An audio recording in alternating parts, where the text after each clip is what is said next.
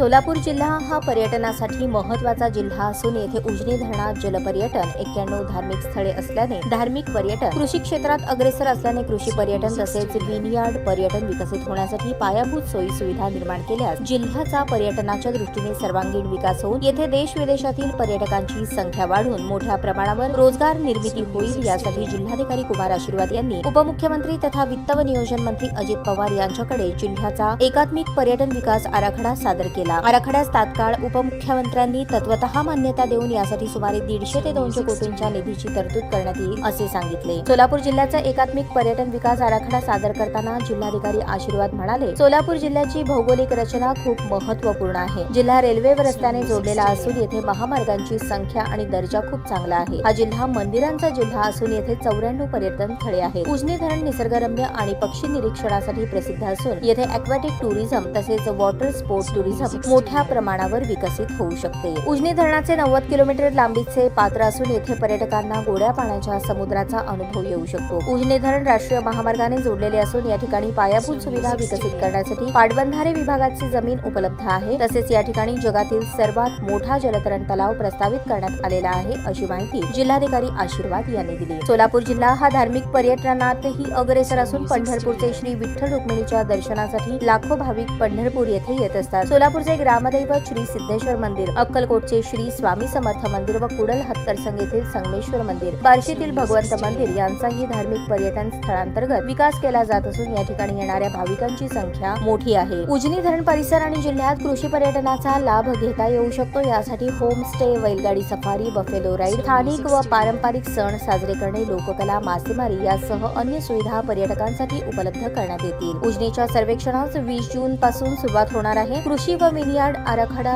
30 जुलै रोजी तयार होईल। प्रकल्प अहवाल व अंतिम सादरीकरण 15 ऑगस्ट 2024 रोजी होणार आहे। त्यानंतर साधारणतः 1 ते 1.5 महिन्यात प्रकल्पाला राज्य शिखर समितीची मान्यता मिळून पुढील काळात लवकरच या प्रकल्पाचे काम सुरू होईल। ताज्या बातम्या पाहण्यासाठी प्राईम महाराष्ट्र न्यूज चॅनलला सबस्क्राईब करा।